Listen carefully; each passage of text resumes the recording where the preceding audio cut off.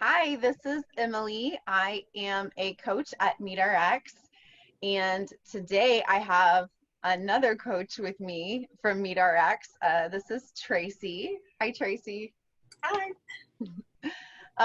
And so, Tracy, can you tell us just a little bit about your personal journey with carnivore? What was it like before? Like, what were some of your symptoms? What were some of your struggles? What did you fight with, physically, mentally, before you started carnivore? Okay. Well, I would say that I had kind of a health crisis. I don't know if it's really a health crisis, but it was to me. And I ended up in the hospital. I had very high blood pressure. My blood pressure was 220 over 120, which is really high. I had a heart rate of 120 because I had ended up with low potassium, critically low, they said. So they had to give me potassium IV. I was obese. I had high blood sugar, so I was pre-diabetic. That's what they called it. And so that was a bad situation. And I also had low iron. And I had mild depression in my life, but I didn't really notice it. I just thought it was normal.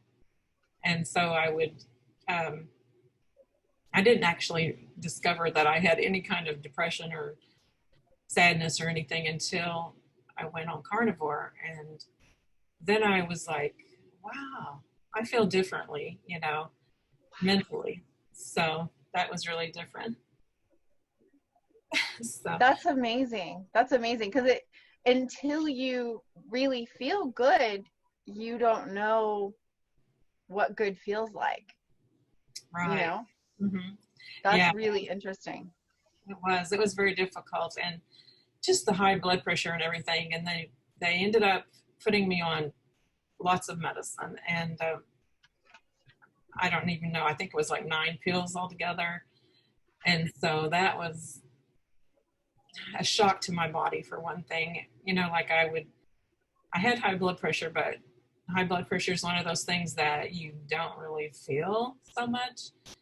And then when they gave me the blood pressure medicine and my blood pressure dropped, really quickly, it was very difficult for my body to adjust. And so I was like, I couldn't get up off the couch and I couldn't get up out of the bed hardly without my blood pressure just dropping. And it just felt so very strange. So that was difficult to adjust to, just even having all that medicine. And my main goal after that was just to get off of all those medicines. I wanted to be normal again. Yeah, 9 pills is a lot.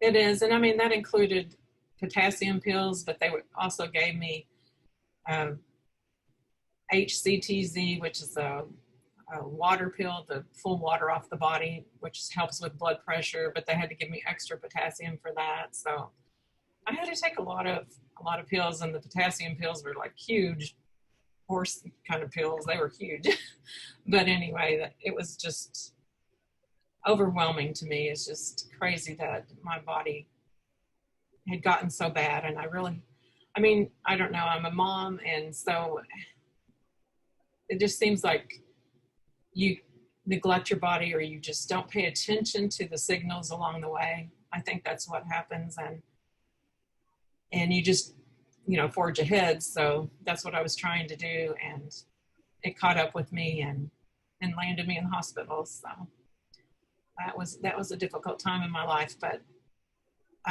after that, I was on a search for the best health solutions I could find. And Yeah. so I tried many different things. I mean, I tried green smoothies. Can you imagine? So, I mean, I don't know how much spinach and everything I packed into my body, all the greens I could force into my body. And I thought this was health. We had been misled.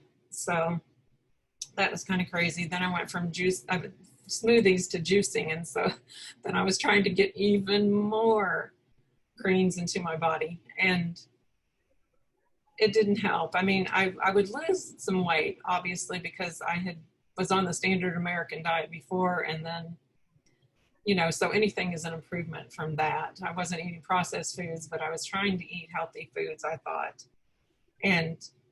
But the greens were just, I don't know if there's very much health in there, but I know that they have a lot of anti-nutrients and cause your body to, not do well, I don't believe, because I even learned when I was doing the smoothies that if you are doing like spinach, you can only do spinach so long because you have to rotate your greens so that, well, it's because of the oxalates. They build up. Oh, okay. Okay. It builds up in your system, and so you have to change to something else. And so, I would rotate my greens. I know that sounds crazy, but and then when I did juicing, I would juice carrots and everything, and oh my goodness, it was such a hassle, and just craziness. Yeah. I was not happy with that. No. So what was the transition for you, or whenever you started eating carnivore, what did you eat on carnivore? Well, I had, like I said, gone for many different things, and I had gone to Whole30 even, and I had done low carb, and I had done keto, and each one was just not the answer. It just wasn't the answer for getting well. I mean, I would lose some weight, and like I did Fitbit walking, and I did lose 10 pounds there. So I did lose weight along the way, but it was not enough to help me. And I was not able to get off all my medicines. And I did get off a few along the way, but not like I needed to, and not like I wanted to. But the carnivore diet was, I jumped right in. That's what I did. I jumped right in from the standard American diet. Or no, actually it was Whole30. Whole30 was what I was doing at the time when I started carnivore. And it was not that difficult, I didn't think. I guess I didn't have that much, keto flu is what they call it. And I just, I think the only problem that I had with that was that I was very, very tired. But I was able to manage to do my daily tasks and everything. It wasn't just, overwhelming where I had to just lay in bed or anything. But I would also had bowel problems. I would, sometimes have diarrhea, sometimes constipation. But those are the main two things, and they were not that difficult to get through. And it was only maybe about the first month that I had a problem with that. And so it wasn't too difficult for me to transition, I guess. Good. So what kind of things did you eat at the beginning? Or Okay, at the beginning, I would eat beef, lamb, steak. I did eat chicken, which I don't eat as much anymore. I found that as I did the carnivore diet over the last 14 months, my taste changed, different times. Sometimes you're just really crazy about some steak, and sometimes you want, beef or only lamb or something. And I noticed my taste change, and I did eat like dairy also in the beginning, and in quite a bit of my carnivore journey, I've had dairy. I mean, it just was never a problem for me. But I lost 20 pounds on the carnivore by, in the first probably 3 or 4 months. And in the first 3 months, I was able to get off of more blood pressure medicine. And I just, my blood pressure would drop actually as I was eating carnivore. My blood pressure would drop. So then I knew I was, going to need to reduce the medications. And so my doctor, instructed me how to do that. And I was able to get off of most of that and the first 3 months. So that was very exciting. I ate 2 meals a day, and because I was used to intermittent fasting, I had learned about that. And I thought it was, a healthy thing to do, intermittent fast. And so I did that, and I was still doing that. So I would just eat like at lunchtime and at supper time. So those are my 2 meals a day. And then I continued doing that for, you know, the whole time. Actually, up until now, I still just have the 2 meals a day. And now mainly I have the 2 meals a day because I'm just not hungry. And whereas before I would just tough it out to get to that noon meal. When I first started intermittent fasting, I wasn't doing carnivore, so I was pretty hungry. And so now I'm not. Meat is very satiating. It makes you feel great. That's so true. It's amazing how that happens because you think, oh, I'm limiting myself, I'm restricting myself, so I'm going to be hungry all the time. But it's the exact opposite with meat. It's so satiating. I'm so full all the time. Yeah, I never used the word satiating until carnivore. I mean, you know, but after I eat now, it's just like sometimes I'll go, oh, I just feel so satisfied with this meat. And I actually crave meat every day. I mean, especially if I'm hungry, I crave meat, and I have no other cravings except meat. I mean, of course, you know, it's difficult if you go someplace with friends or whatever, and they want to have ice cream or something. That's hard because you don't forget what it tastes like. But being off of sugar, I just don't want it. You know, I don't want that. Those Well, problems again. it's for me, it was the difference between wanting the ice cream and, you know, but being able to control that craving. Like, because before, like, I would give in every time. And now I can manage that craving. I'm in control of that craving. I've never been in control of my cravings, you Right. know?